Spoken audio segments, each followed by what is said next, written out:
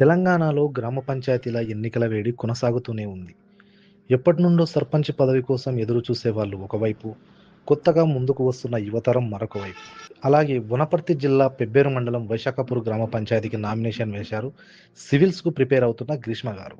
ఆమె కుటుంబ నేపథ్యంలో ఒకసారి చూస్తే శాఖాపూర్ వై గ్రామ పంచాయతీ అభ్యర్థి గ్రీష్మ కుటుంబ నేపథ్యం నిరుపేద నాయ బ్రహ్మణ కుటుంబం. తాత కీర్తిశేషులు బాలస్వామి సంగీత విద్వాంసుడు. రామాయణ మహాభారత ఇతిహాస పురాణాలు చదువుతూ ఆధ్యాత్మిక కేంద్రంగా చాలామంది శిష్యులను తయారు చేసుకొని ఆధ్యాత్మిక సేవలో పాల్గొని మంచి పేరు సంపాదించారు.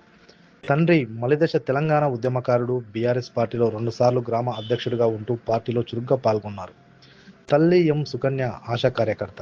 అభ్యర్థి ఎం గ్రీష్మ చదువు వివరాలకు వస్తే ఆమె స్కూల్ మొత్తం షాగాపూర్లోనే చదువుకొని ఇంటర్ మోడల్ స్కూల్ మరియు డిగ్రీ పెబ్బేరులో చేశారు. సర్పంచ్ ఎన్నికల్లో భాగంగా మా గ్రామంలో బీసీ ఉమెన్ రిజర్వేషన్ రావడంతో నేను నామినేషన్ వేయడం జరిగింది. గత 25 సంవత్సరాల నుంచి నాన్న రాజకీయాల్లో పనిచేస్తున్నారు. మలిదశ ఉద్యమంలో కూడా చాలా చురుగ్గా పాల్గొన్నారు. అదే స్ఫూర్తి చైతన్యంతో నేను కూడా ఈ అవకాశాన్ని సద్వినియోగం చేసుకోవాలి అని చెప్పి నామినేషన్ వేశాను.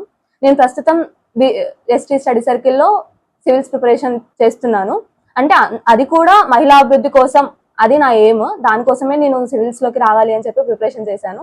ఈ క్రమంలో ఎలక్షన్ నోటిఫికేషన్ రావడంతో ఈ అవకాశాన్ని సద్వినియోగం చేసుకోవాలి. దీని ద్వారా మన గ్రామంలో అన్ని విద్య పరంగా కానీ, వైద్య రకంగా కానీ, ఇప్పుడు మా గ్రామానికి రవాణా సౌకర్యం లేదు, అది కానీ మహిళలకు ఉన్న సమస్యలు పరిష్కరించి మహిళాభివృద్ధి కోసం కృషి చేయడానికి నాకు ఇది ఒక మంచి అవకాశంగా భావించి నామినేషన్ వేయడం జరిగింది.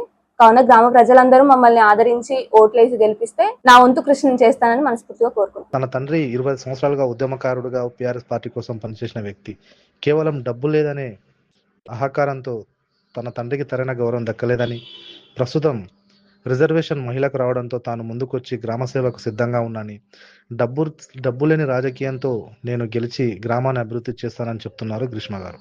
ఎం పరమేశ్వర్. గుడ్ నేమ్ వచ్చేసి అందరూ తెలంగాణ ఉద్యమంలో సుపరిచితమైన పేరు పరమేశ్ నాయి. నేను దాదాపు మలిదశ ఉద్యమంలో 2001 నుంచి ఇప్పటిదాకా తెలంగాణ ఉద్యమంలో ఉద్యమ జేఏసీ పెబ్బేరులో పనిచేశాను. మండల జేఏసీ కో కన్వీనర్గా.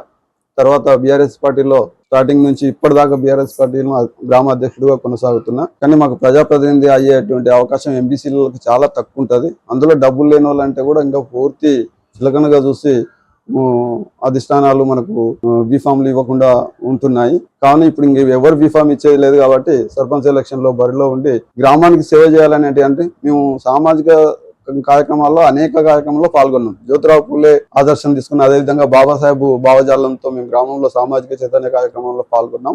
మాకు ఇంకా ఉద్యమ స్ఫూర్తి ఎలాగో తెలంగాణ ఉద్యమంలో పాల్గొన్నాం కాబట్టి అదేవిధంగా కళాకారుడిని కూడా, నేను పాటలు కూడా పాడతాను.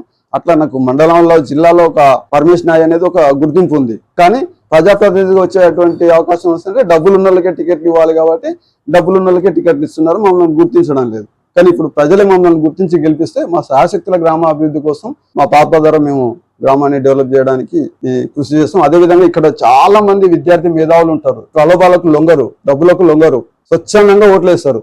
మొత్తం కూడా పీజీ చదివిన విద్యార్థులు, బీడీ చదివిన విద్యార్థులు దాదాపు 100ల సంఖ్యలో ఉంటారు ఈ ఊర్లో. వాళ్ళందరూ వేస్తే మేము స్వచ్ఛందంగా, మేమైతే మనీ పంచలేము, డబ్బులు పంచలేము, మందు పంచలేము, కులబలం లేదు, ధనబలం లేదు. మేము నమ్ముకున్నదంతా చదువుకున్న విద్యార్థులను, మేధావులను, మహిళలను నమ్ముకున్నాం. వాళ్ళు ఓట్లేసి మేము ఖచ్చితంగా గెలుస్తాం.